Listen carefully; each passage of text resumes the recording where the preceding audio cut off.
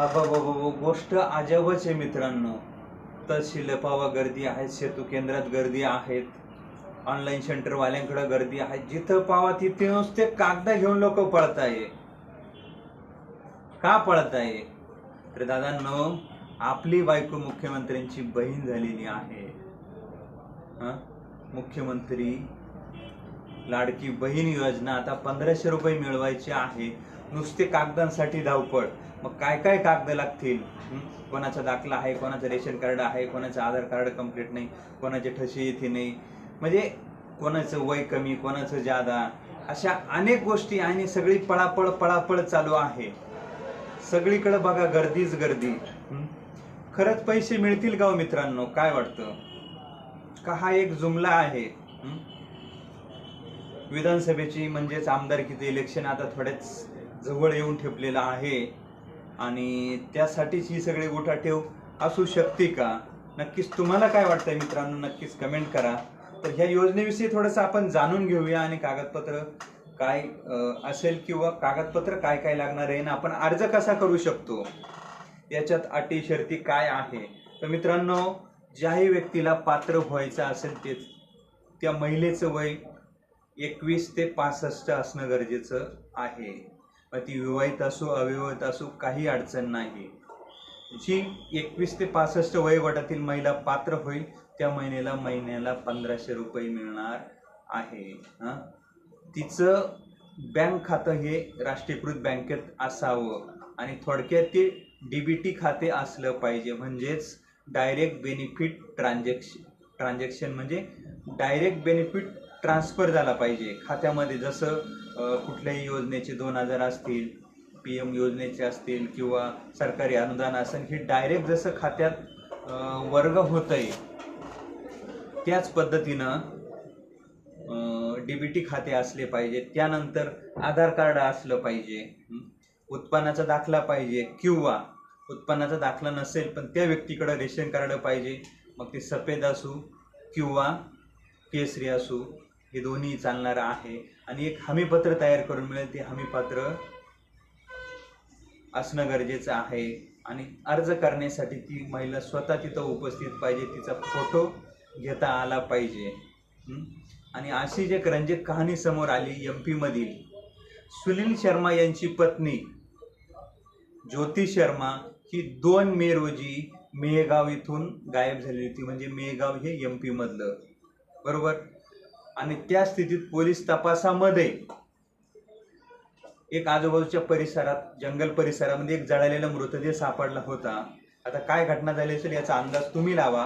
पण या घटनेमध्ये जो मृतदेह सापडला आणि तो सुनील शर्मा याच्या पत्नीचाच आहे, ज्योतीचा, असं ठरवण्यात आलं. पण सुनीलला यकीन झाला नाही ही माझीच पत्नी आहे, नाही. पण पोलीस खाक्या दाखवल्या, सगळ्या गोष्टी, चाल बोलो आतबार, या सगळ्या गोष्टी घडत गेल्या. पण मुख्यमंत्री लाडकी बहीण योजना ही योजना MP मध्ये बऱ्याच दिवसापासून चालू आहे आणि महिलेला तिथं 1250 रुपये मिळतात दर महिन्याला. लाडली बहीण योजना असं नाव आहे त्या योजनेचं MP-तील. आणि त्या महिलेला लाडली बहीण योजनामधून 1250 रुपये खात्यावरती यायचे. तर 2 महिन्याचे पैसे तिच्या खात्यावरती आलेले होते आणि त्या खात्याला मोबाईल नंबर लिंक होता सुनील शर्माचा. आणि सुनील शर्माच्या मोबाईलवरती मेसेज पडला का अकाउंटमधून पैसे कपात झालेले आहे 2700 रुपये. त्यानं बँकेत जाऊन चौकशी केली तर हे पैसे दिल्ली नोएडा येथून एका ATM कार्डमधून काढण्यात आलेले असं तिथं माहिती दर्शवण्यात आली. मग पोलीस स्टेशनला संपर्क साधून नोएडाकडे पोलीस आणि सुनील शर्मा हे रवाना झाले. आणि कुठून पैसे निघाले, मग आजूबाजूला चौकशी केली तर ती महिला नोएडामध्ये सापडून आली.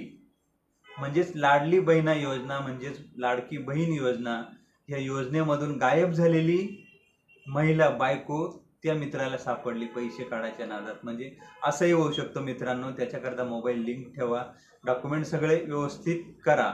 मग आता कागदपत्र आपल्याकडे आहे, मग आता अर्ज कसा करायचा, कुठं करायचा? तर महत्वाचा अर्ज कधीपर्यंत आपण करू शकतो तर याची मुदतवाढ झालेली आहे 31 ऑगस्ट. जे व्यक्ती पात्र होतील ज्यांना अर्ज करायचा आहे ते 31 ऑगस्ट पर्यंत अर्ज करू शकतील. बरोबर. मग आता पात्रता होण्यासाठी कागदपत्र कोणती आहेत ही तुम्हाला मी सांगितलीच आज, बरोबर आहे की नाही.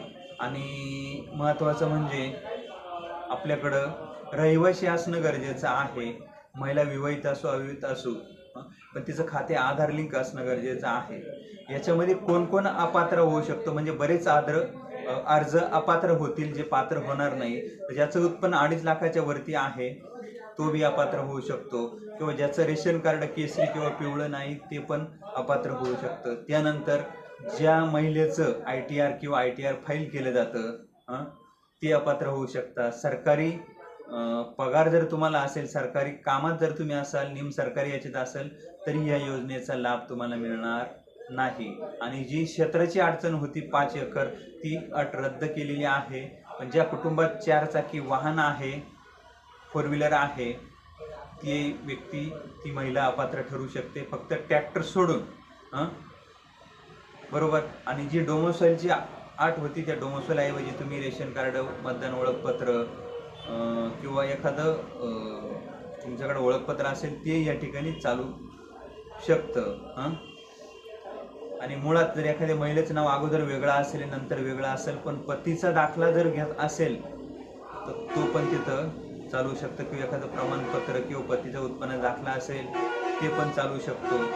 त्यानंतर फोटो तुम्हाला लागणार आहे. तर याच्यात कोणी म्हणतं पासपोर्ट फोटो लागत नाही, पण मोठा फोटो तिथं काढला तरी चालेल. अटी शर्तीचं पालन करून तुम्हाला हमीपत्र लागणार आहे. आणि अर्ज हा तुम्हाला मोबाईलवरून सुद्धा करता येऊ शकतो. साईट पण आहे, ॲप्लिकेशन पण आहे. किंवा सेतूमध्ये तुम्ही करू शकता, ऑनलाईन सेंटरवाल्याकडून करू शकता, किंवा अर्ज भरण्याची सुविधा अजूनही गव्हर्नमेंट चालू करून दिलेली आहे. तर अंगणवाडी केंद्रामध्ये तुम्ही अर्ज करू शकता, तिथून ही सर्व प्रोसेस करू शकते. ऑनलाईन ऑफलाईन दोन्ही पद्धतीने तुम्ही करू शकता. त्यानंतर तालुक्याच्या ठिकाणी बालविकास अधिकारी कार्यालय आहे, त्यांच्याकडे तुम्ही जाऊन अर्ज करू शकता, किंवा तहसील कार्यालयामध्ये जो सेतू सुविधा केंद्र आहे सेतू विभागामध्ये जाऊन तुम्ही ऑनलाईन ऑफलाईन अर्ज भरू शकता. आणि जिथेही अर्ज भरला असेल रितसर पोचपावती तुम्ही घेऊ शकता आणि पोचपावती मिळणार आहे. आणि यासाठी 1 रुपया चार्ज लागत नाही. जर कोणी चार्ज घेत असेल तर तुम्ही डायरेक्ट तहसीलकडे कंप्लेंट करा, कारण याचे चार्जेस जे आहेत ते गव्हर्नमेंट पेड करणार आहे. त्यामुळे कुठलाही 1 रुपया द्यायची गरज नाही. त्यानंतर समजा कागदपत्र तुमची अपूर्तता असेल तर कागदपत्राची पूर्तता करून घ्या, अजून मुदत भरपूर आहे. त्यानंतर समजा लाभ तर हा सरसकट सगळ्यांना मिळणार आहे, वन टाइम मिळणार आहे. मग अर्ज मागं पुढं होऊ द्या, लेट होऊ द्या, पण याची छाननी होऊन जे पात्र लोक आहे, ज्या पात्र महिला आहेत त्यांना हा लाभ मिळणार आहे. त्यानंतर समजा विधवा महिला असतील त्यांनाही लाभ मिळणार आहे. पण कोण अपात्र होऊ शकतं याच्यामध्ये, तर संजय गांधी निराधार योजना किंवा इंदिरा गांधी निराधार योजनेची पेन्शन जर तुम्ही घेत असेल आणि या पेन्शनची रक्कम एका महिन्यात जर 1500पेक्षा जास्त असेल तर तुम्हाला ह्या योजनेचा लाभ मिळणार नाही. पण ह्या योजनेमधून जर तुम्हाला हजारोच रुपये महिन्याला मिळत असतील तर अधिकचे 500 रुपये ह्या योजनेमधून तुम्हाला मिळतील. म्हणजे जी काही तफावत आहे 100चे असो, 200चे असो, 700चे असो, किती असू द्या, पण ह्या योजनेत बसण्यासाठी इतर योजनेचे पैसे तुम्हाला कमी मिळत असेल तर यातून पैसे मिळतील. जर इतर योजनेचे पैसे जास्त मिळत असेल तर ह्या योजनेतून पैसे मिळणार नाही.